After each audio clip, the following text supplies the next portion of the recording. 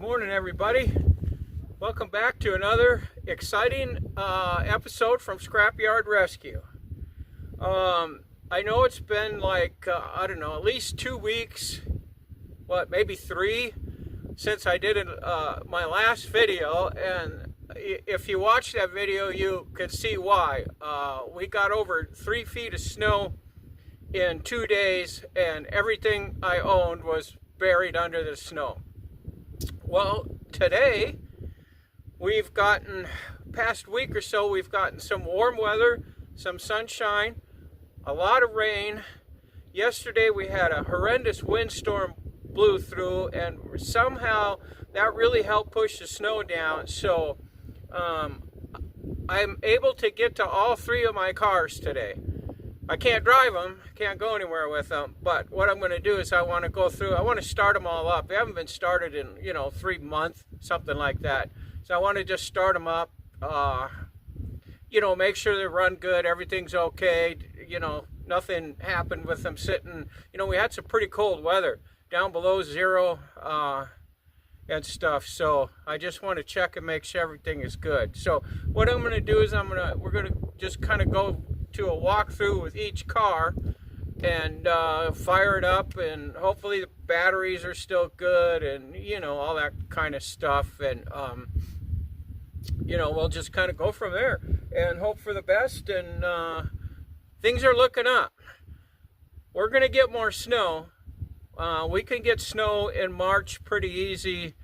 I've actually seen it snow here in June, so it ain't over yet. So anyways, let's go ahead and get started on that. I think I'm going to start over on Fairlane number 1. That's the easiest one to fire up, and I'm going to start them, let them run till they get up to temperature, and then make sure nothing's wrong with them, and then go ahead and close them back up again. But before we get started, please hit that subscribe button. And give me a thumbs up on the videos. It really is going to help my channel. I got to get to that 1,000 subscribers. I just got to get there.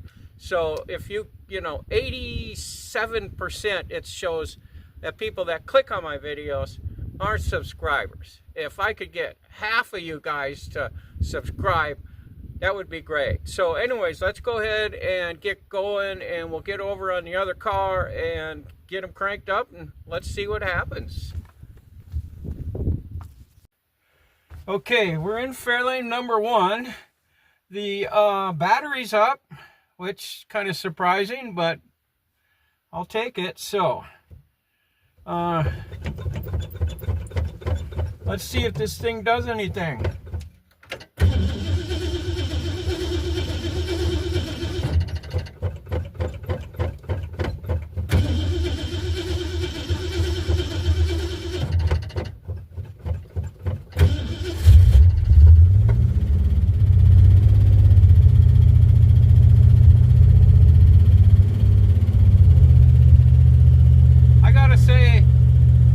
Fired right up.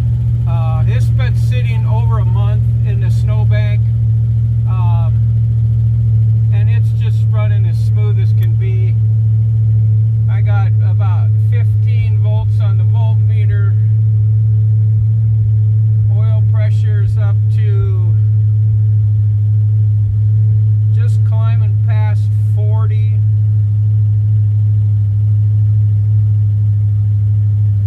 Wow, it's really running smooth too.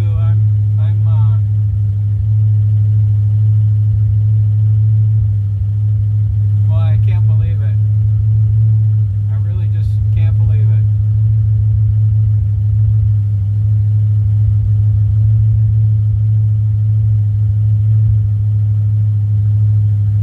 Almost, I'd say about 45 pounds of oil pressure.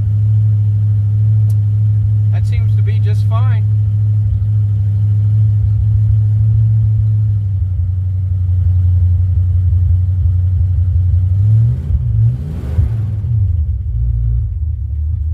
And look at that.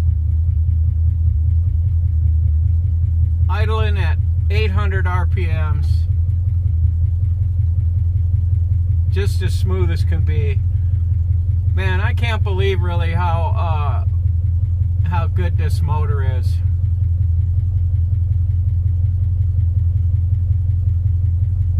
The only thing I did with this motor, well, I tore it all apart when I got it. This is the original engine in here. It was, you know, had been sitting for, who knows, 20 years in the junkyard. I pulled the heads off. I cleaned it out real good. I dropped the oil pan. I did basically a bearing roll on it. I replaced all the connecting rod bearings, new timing chain and gears, dismantled the heads, cleaned them all myself. I made my own hot tank and boiled them all out, got them. I mean, they looked like, when I pulled them out of that hot tank, they were clean. That really worked, sort of. I found out that if you use muriatic acid in a mixture in your hot tank, if you're using a galvanized, you know, wash tub, is like what I use with the propane heater underneath it, that muriatic acid will eat through the galvanized thing and it'll fall apart. So that might not be the best stuff to use. Maybe there's some other cleaners a guy could use. That purple cleaner or whatever the heck that stuff is, put in it, probably work good. I think, like I said, yeah, I checked the oil and the water on all the cars here a little bit ago. They've been sitting out here with the hoods up, with the sun shining on them, warming them up. I don't see, temperature gauge isn't moving yet. Oil pressure's holding steady at, you know, just under 50 pounds. Boy, this thing sounds good. Man, I love it. I just love this car. I'm gonna get the carpet here this spring. Get the carpet in. Get the kick panels replaced.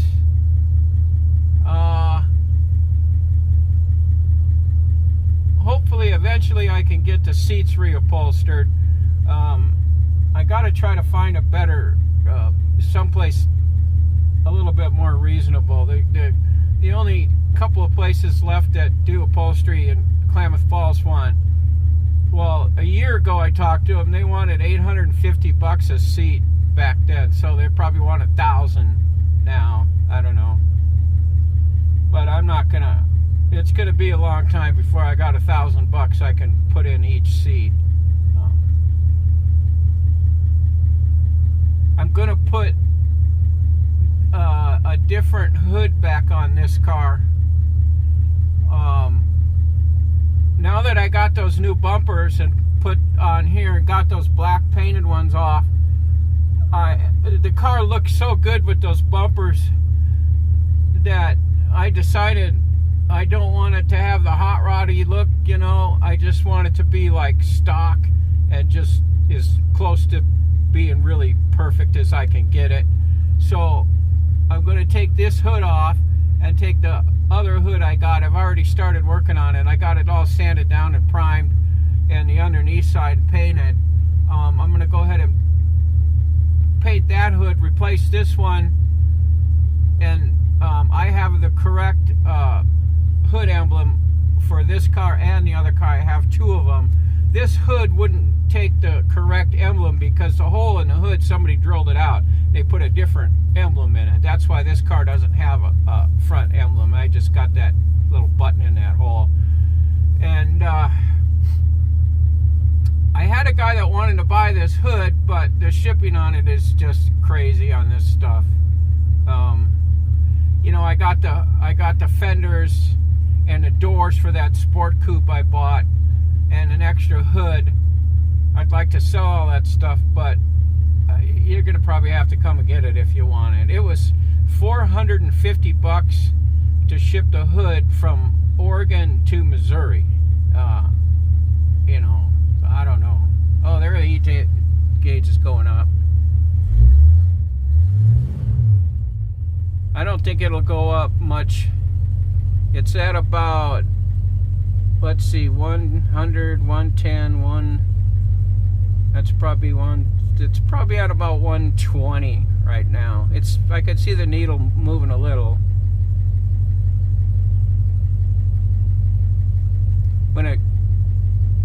Let's go out and take a little look at everything and make sure it's not, I don't see any water leaking or, you know, stuff like that or anything. So, okay, here we go. I don't know how good you can hear it, but you should be able to hear it running pretty good. How quiet it is. And I don't see anything leaking.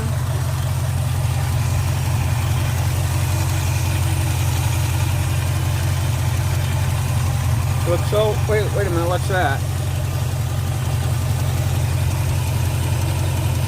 Okay, the fuel line's leaking where it's coming up off the fuel pump, so I'm going to have to go ahead and shut this down, but it's warmed up. That's good enough.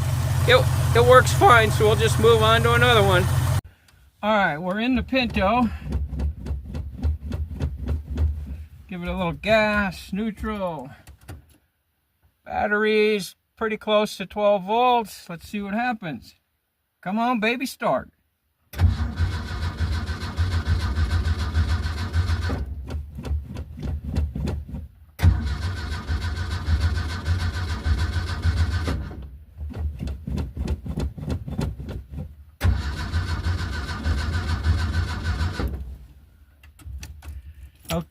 Okay, on this, I think I'm going to go get a little shot of some brake parts cleaner and just give it a little boost.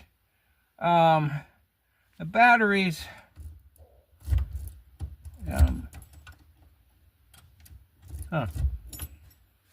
yeah, I don't want to just run the battery down. There's no way I can get anything up here to jump them and stuff like that. So I'm going to be right back here. Go get my, some little start.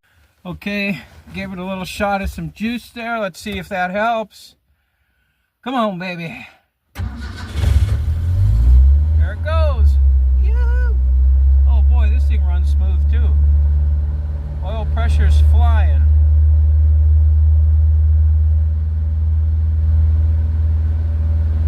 Over 60 pounds.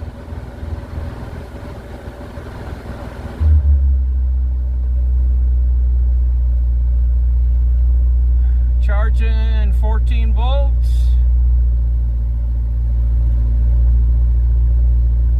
Holding 60 pounds of oil pressure. I'll take it. The reason this car is a little bit hard to start when it's cold is it has the original carburetor and everything on it, which has the water, you know, choke on it, where it comes off the heater lines, goes through the choke, heats the choke up, and all that kind of stuff. Plus, it has an electric, you know, additional choke that works on it. Well, the electric choke doesn't work. The wire fell off inside of the choke mechanism, so I need to take it apart. In order to take it apart, of course, you got to drain the water down so that, you know, when you take those hoses and stuff off, water doesn't come gushing out all over the place. I would like to replace the carburetor with something, but I can't really see why I need to. This car, I don't know if you can actually hear it. We'll get out and, you know, let you listen to this one too. But it runs so good the way it is, and if it wasn't for that cold start, it would be perfect. Once the engine warms up and I'm driving it, it starts right up. I just hit the key, it's running. So I think I'm just gonna, one of the projects on this summer will be, I'm gonna take the choke apart and get a new wire put on it so you can get the electric choke to work, you know, and stuff, while it's waiting for the water to warm up. And then, you know, this thing gets, I've taken this on 3 road trips, about 500-mile round trips on them. I went to 2 car shows last year. to California one time, wanted to go to Mount Shasta, and so it's a couple 100 miles each way. This thing gets 32 miles to the gallon with all the original stuff. That's why I can't see, if it ain't broke, don't fix it. I've learned my lesson on that. If it runs good, just leave it alone. No matter how bad you want to go out there and tinker with it, just leave it alone. Let it, wait till it breaks, then fix it. Then you can upgrade or whatever you want to do. But I'm planning a big road trip this summer. I just can't decide what car to take. I want to go to Utah and do what they call the I forgot what they call it, the Classic 5 or something like that. Utah has 5 national parks in it, and they're all on the same highway. So you start at one end of Utah, you drive from, would be the west side of Utah, on the same highway, you go through every single one of the national parks till you get to the other end, and then you're in Salt Lake. So what I want to do is I want to go do that road trip, the Majestic 5, that's what they call it. And I want to do that road trip. And then once I get to Salt Lake, if you're going to go to Salt Lake, you probably should at least go drive by the tabernacle that they have there and see, and take some pictures of that. And then on the way home, I want to go through the Salt Flats and then come back through Idaho and stuff. So it's going to be well, it just depends on how many days I want to spend on it. It's 400 and some miles from one end of Utah to the other through the park, so that's really not that far. I could easily do that in just a couple days, even with stopping at the parks and messing around and looking at stuff and doing a little hiking and things. And then I probably wouldn't spend too much time at their the Mormon Tabernacle, but at least I'd want to go there, take some video, and and then hit the Salt Flats. And I don't know when I'm gonna go, so I don't know if there'll be something at the Salt Flats or not. Maybe yes, maybe no. If there is, maybe I'll hang out there a day. The reason the Pinto, I can just fold the back seat down and I can just camp in the back seat or in the back. I've done that when I go to the car shows. I just stay overnight in the car. I'm not getting a hotel or camping stuff and crap like that. I can sleep back here just fine. But the Pinto's a little slower at going. We're looking, I don't push this thing over 65 miles an hour on the highway, even the interstate. That's all I'm going. I'm not going to wreck my car. So it'd take longer and driving and stuff to do it, going to slower speeds. But I think going through the state of Utah anyway, it's not going to be high speed through all the canyons and stuff. I would like to take the Fairlane because I just want to get that out on a road like that and just drive.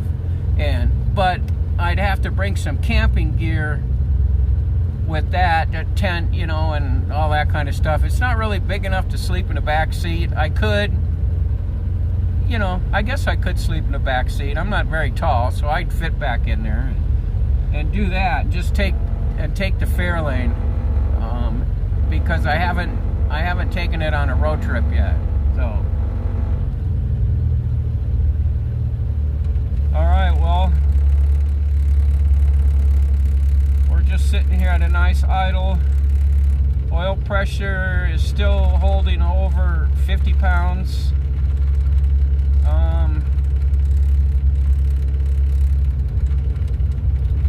Water temperature hasn't bounced up yet, but every now and then the water temperature gauge in here sticks, and like I'll drive it for a ways and it won't do anything, and then all of a sudden the next time I look at it, it's up. But it never goes over usually it's at about 170 is the highest I've ever seen it going. So but it's running great. Well, let's go out and I'll kind of show you what it sounds like out on the outside too. Okay, well, here's the old panel. You can see on the air cleaner there in the carburetor. That's what I usually do when I cold start it. See, it's fine now. It's all warmed up, nice and quiet. Runs good. So, I guess that does it for this one. I know this one runs. You can still see we got a shitload of snow here. I mean, I had to shovel the doors out of both cars to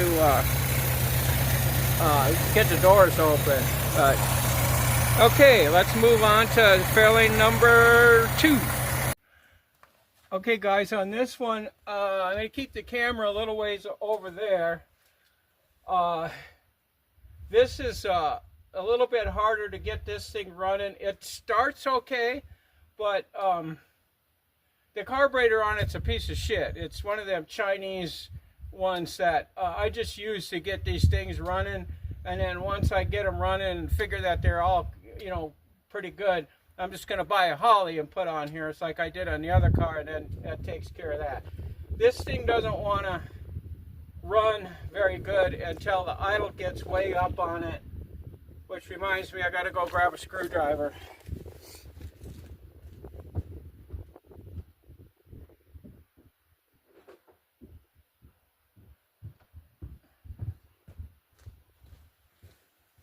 And the other thing on it, it's kind of loud because I only have the Y pipe on it. I don't have any exhaust going out. I can't decide on what I want to do with the exhaust on it.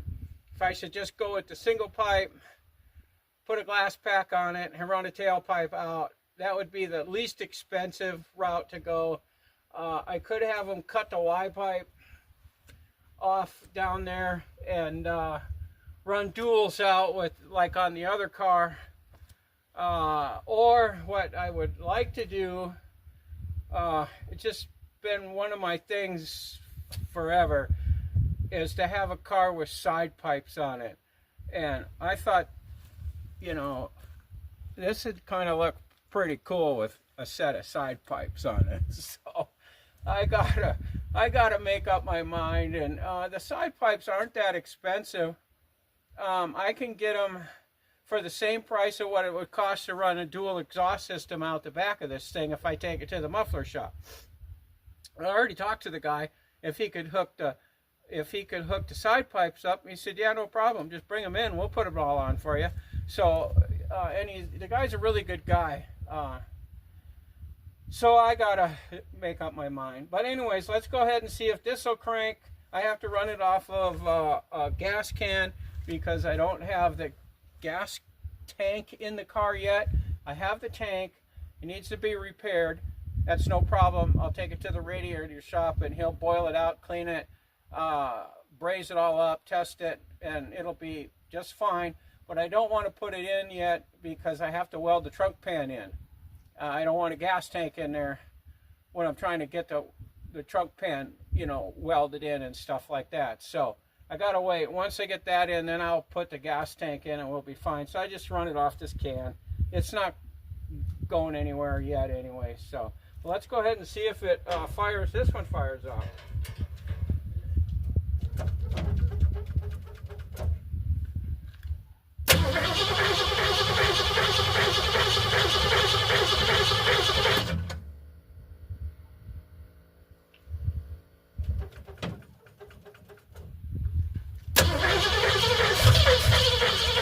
Almost.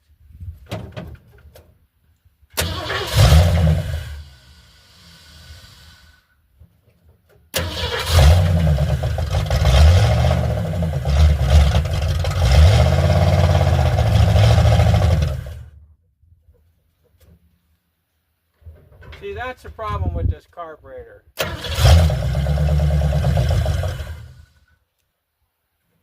It'll start and run for, you know, what, 2 seconds, real fine, but then it quits. Go go ahead and... Usually what I got to do is this. I got to turn the idle up, you know, as far as I can. Get it to start.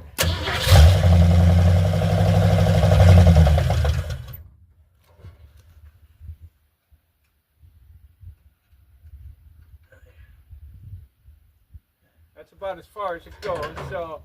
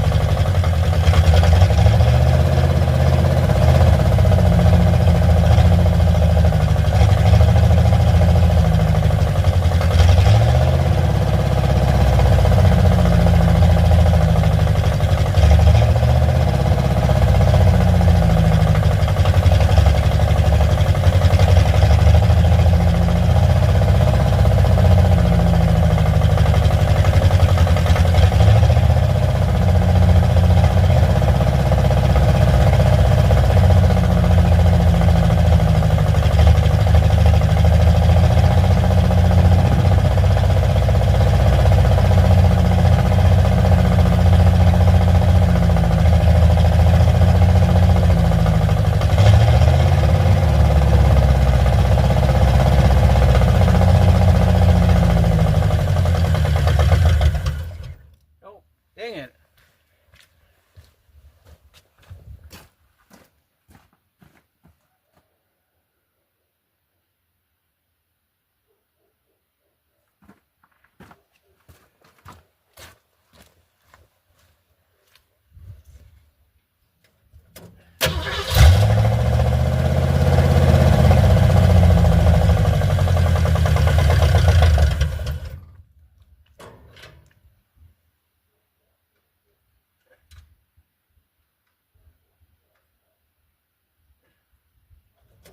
I tried adjusting the idle mixer screws on this carburetor. The one over on the throttle side seems to work when you adjust it.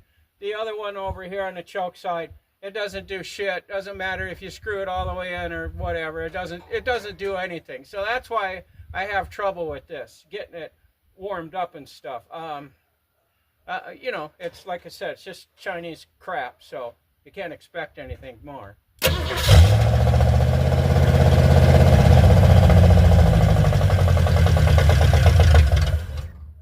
I wish I could start this inside. I can't do that because the throttle or the shift linkage on this motor and transmission is not the same as on the 65 motor and transmission. This motor is a 64 and the transmission's a 64. Well, the shift linkage didn't work, so I had to make a new one. So I had to buy one of those kits and then fabricate that kit to make it work and do a bunch of stuff like that. Well, now the neutral safety switch that goes on, it doesn't fit. So I have to figure out what to do about that. I think I can get it to far enough to work where hopefully I can start it from the inside. Otherwise, I don't know if I just unplug it,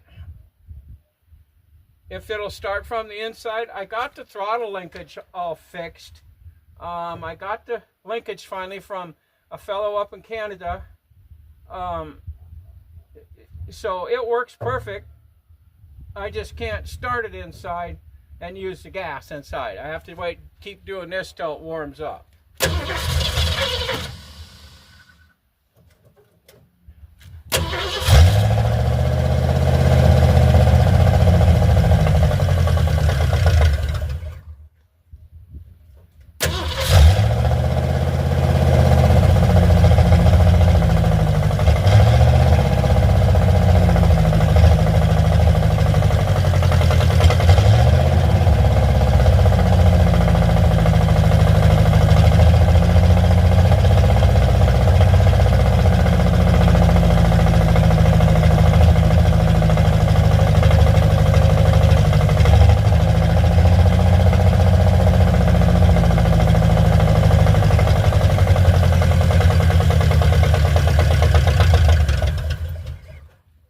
should check the tranny fluid.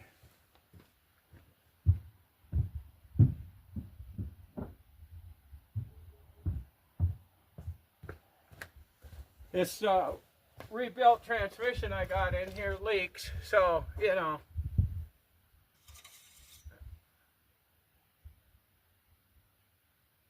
It looks like it's got fluid. I could see fluid on it. I just didn't want it to have run dry over the winter. Yeah. Yeah, it's got a little bit. I don't know if I got any or not.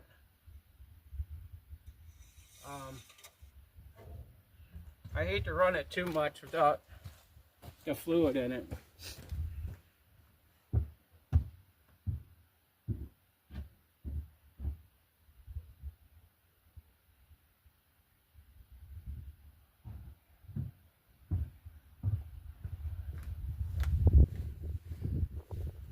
All right, guys. I don't have any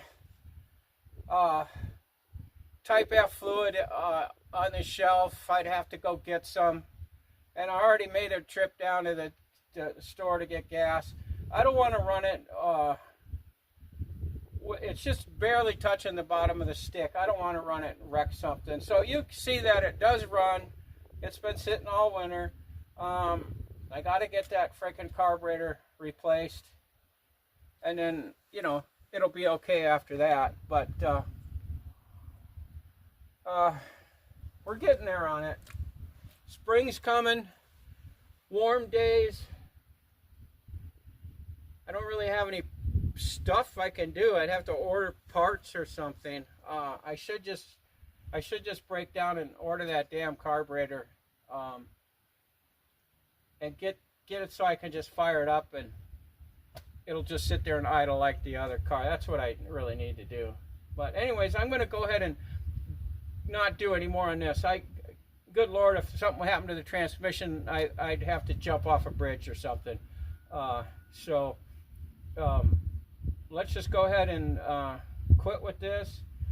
I just wanted to get all 3 cars started now that the weather's nice. I wanted to get another video out. I know, you know, you're supposed to just keep pumping the videos out if you want to get your channel built up, but hey, when you're buried under 3 feet of snow, you can't, and you have to work outside, you don't have a shop, you can't do it. You just have to sit and wait. So, but things are picking up now.